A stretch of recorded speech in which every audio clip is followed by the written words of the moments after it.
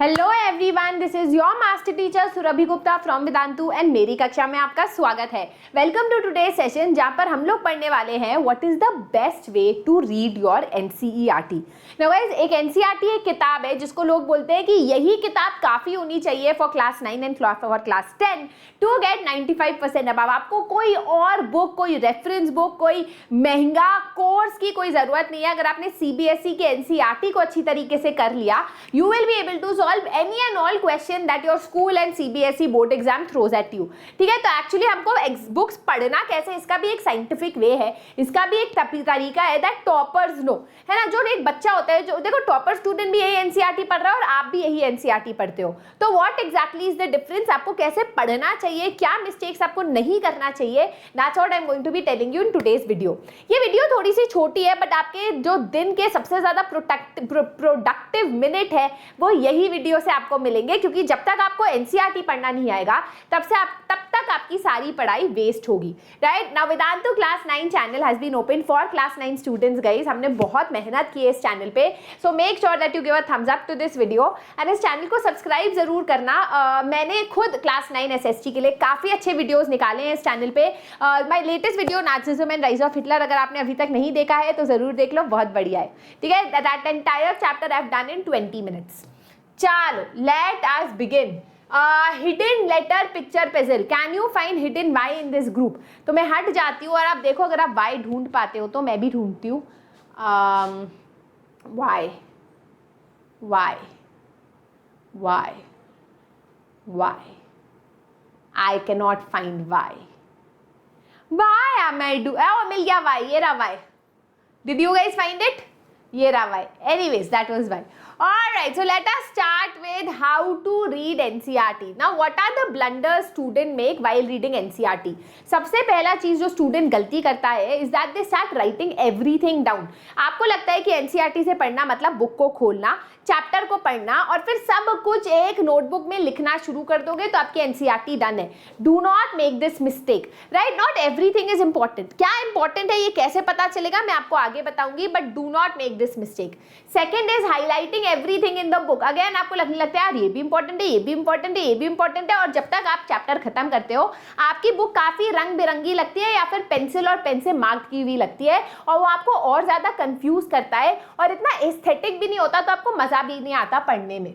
तीसरा है mugging up. बहुत बच्चों को लगता है जल्दी जल्दी से सब रट लो और एग्जाम के टाइम उन्हें कुछ याद नहीं रहता क्योंकि आपने चैप्टर को समझा नहीं है। रटना जरूरी है गाइस, मैं उन टीचर्स में से हूँ जो कहूंगी कि रटना जरूरी है, क्योंकि आपकी इंग्लिश, आपकी वोकैब्युलरी इतनी बिल्डअप नहीं हुई है, तो रटना helps you to get those words in your brain. But रटना तभी हो पाएगा अगर आपने चैप्टर को समझा है।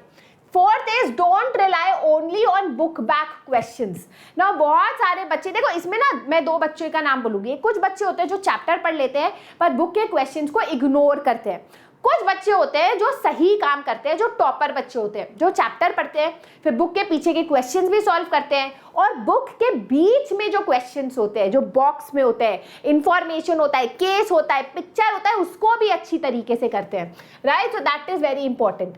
Now let's talk about the how to read your NCERT. Now ये सब छोड़ो जो स्लाइड पे लिखा है। पहला चीज जो आपको करना है while you are reading your, like while you start a chapter, is the first is watch a YouTube video।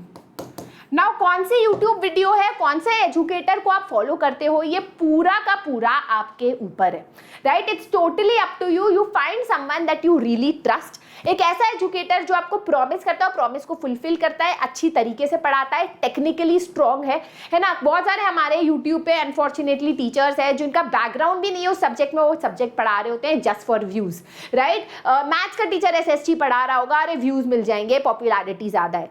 तो मेक श्योर कि आप ऐसे टीचर को ट्रस्ट करो जिसका बैकग्राउंड भी स्ट्रॉन्ग है और टेक्निकली अच्छा भी पढ़ाता है, right. So once you do that, कोई भी चैप्टर का पहले आप वन शॉट वीडियो देखो। क्यों? एक बार आपने वन शॉट वीडियो देख लिया होता है किसी चैप्टर का तो आपको चैप्टर का आउटलाइन समझ आ जाता है। अच्छा, वीडियो को देखना कैसे है, ऐसा नहीं है कि कोई मूवी देख रहे हो, भाई आज तो जवान देख रहे हैं मस्त पॉपकॉर्न खाते हुए देखेंगे, नहीं। आपको प्रॉपरली एक टेबल और चेयर पे बैठना है, पेन और पेपर लेना है, पानी रखना है अपने पास और उस चैप्टर को समझना है और सुनना है। क्योंकि ये YouTube वीडियो है, क्लासरूम लेक्चर नहीं है, तो आपके पास एक सुविधा है कि आप इस वीडियो को स्लो भी कर सकते हो और स्पीड उसकी फास्ट भी कर सकते हो।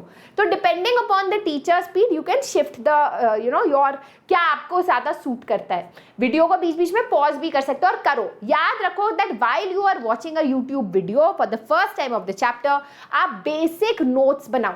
अब मैं ये नहीं कह रही सब कुछ लिखो, बट जो आपको समझ आ रहा है वो लिखो। कभी कभी टीचर एग्जाम्पल भी देता है, आपको बड़ा याद लगता है वो एग्जाम्पल लिखो। एक बार आपके वो नोट्स बन जाते हैं, फिर उसको आप आफ्टर 1 आवर रिव्यू करो कि मैंने क्या समझा है, मैंने क्या लिखा है, क्या मुझे समझ आ रहा है। Once you have done that, the next step is doing the NCERT reading.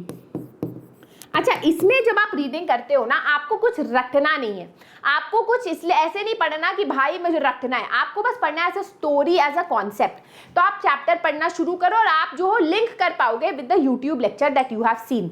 आपको थोड़ा सा आइडिया लगने लगेगा कि यार ये जो मैं पढ़ रहा हूँ कुछ नई चीज़ नहीं है। पहली बार अगर आपने एनसीईआरटी पढ़ लिया है ना, बिफोर वॉचिंग अ वीडियो बहुत ज़्यादा दिमाग खराब होता है, कुछ समझ नहीं आता। 2 पेजेस पढ़ने के बाद इंसान बुक बंद रखता है और कहता है मुझे तो एसएसटी में इंटरेस्ट ही नहीं है। तो मेक श्योर कि आप चाहे कोई भी सब्जेक्ट हो उसका बुक रीडिंग करो, फर्स्ट रीडिंग करो आफ्टर वॉचिंग द वीडियो, और जनरल रीडिंग करके जो पॉइंट्स आपको समझ आए थे इंपॉर्टेंट है उसको मार्क करो। अब जब आप दूसरी रीडिंग करते हो एनसीईआरटी की, ठीक है, that is when you are going to solve questions. How will you solve questions? तो उसमें क्या करना है कि while you are reading the book, जो इमेजेस दे रखे हैं, जो पिक्चर्स दे रखे हैं हिस्ट्री की बुक में, जो ज्योग्राफी और इकोनॉमिक्स में बार ग्राफ्स और टेबल्स दे रखे हैं, आप उसको साथ साथ पढ़ते जाओ। वहां पर ही जो इन टेक्स्ट क्वेश्चन है उसको आंसर मार्क करते जाओ। समझ नहीं आ रहा तो मेरे खुद के हर चैप्टर के इंटेक्स क्वेश्चन सॉल्यूशंस और एनसीईआरटी सॉल्यूशंस का सेशन है यूट्यूब पे, आप वो देख सकते हो। उसके बाद एनसीईआरटी के बुक बैक के सॉल्यूशंस करो और उनको जरूर लिखो। एनसीईआरटी के जो क्वेश्चंस है उनके सॉल्यूशंस आपको सेपरेटली नोटबुक में लिखने ही लिखने हैं, क्योंकि बोर्ड एग्जाम्स में directly from the book question आता है। ठीक है, so that is the third way that you have to do.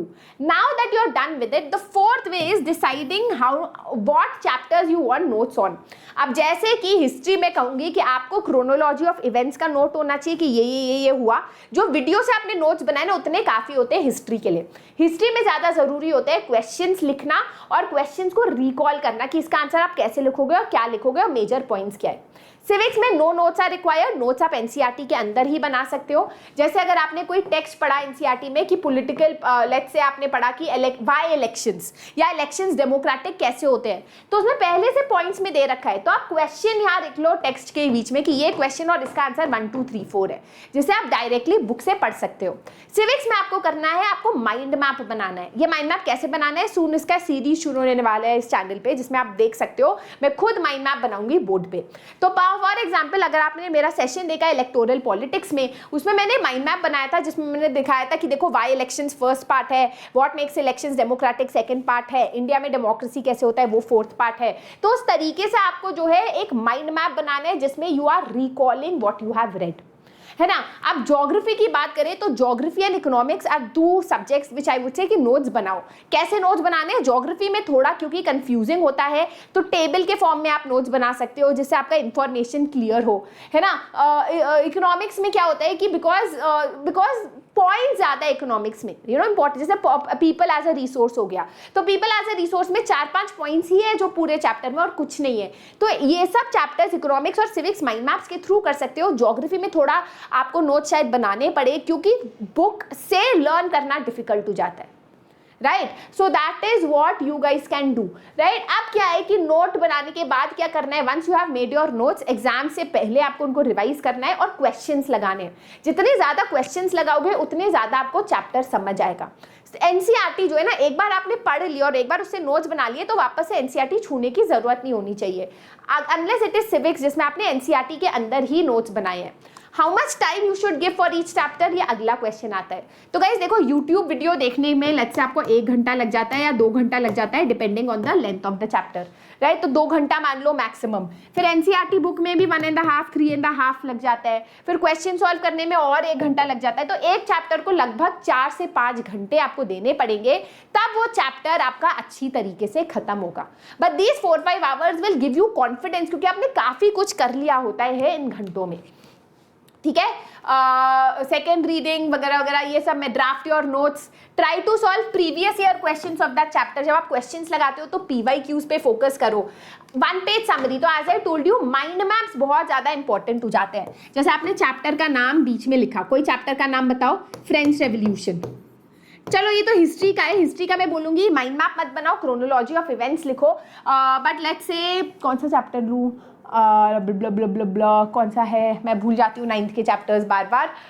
Let us से you have taken electoral politics, क्योंकि अभी अभी मैंने वही पढ़ाया है तो मुझको वो याद है ना, इलेक्टोरल पॉलिटिक्स। तो आपने यहाँ लिखा भाई elections, What makes elections democratic? Point number 1, point number 2, point number 3. Political competition, positive क्या है, नेगेटिव क्या है ना। इस तरीके से आप एक 1 पेज का माइंड मैप बना लो, राइट। अब बहुत जरूरी है कि आप पॉइंट्स में ही अपने वो बनाओ, नोट्स बनाओ, क्योंकि पॉइंट्स में ही आपको आंसर्स लिखने हैं। हमेशा सब हेडिंग जरूर लिखना, because that is always helpful in writing your answers. Continuity होना चाहिए आपके नोट्स में। शॉर्ट टर्म शॉर्ट फॉर्म्स लिखो नोट्स में, don't write the entire word. जैसे फ्रेंच रेवोल्यूशन को FR लिख लिया, इलेक्टोरल पॉलिटिक्स को EP लिख दिया, right. May use mind maps a lot and mind map should not be beautiful, it should not be like बीच में बॉक्स है, सुंदर सुंदर क्लाउड्स बने। अपने हिसाब से जो आपको सूट करता है उस तरीके का माइंड मैप आपको बनाना है। So that is how you guys can read your NCERT। याद रखना गाइज, बार बार मैं बोलती हूँ, पहली दिन NCERT खोलोगे तो बोरिंग लगेगी, समझ नहीं आएगी, तो ट्राई करो कि वीडियो देखने के बाद NCERT खोलो। बहुत ज्यादा जरूरी है कि एक बार आपको चैप्टर समझ आ जाए, इंटरेस्ट जाग जाए, तब आप NCERT पढ़ो तो और मजा आएगा, राइट। सो आई होप आपको आज का सेशन अच्छा लगा, आपको समझ आया कि कैसे आपको बुक पढ़नी है। कोई भी डाउट है तो कमेंट सेक्शन में बताना। Thanks a lot guys, that is it for today. This is your master teacher Surabhi signing out.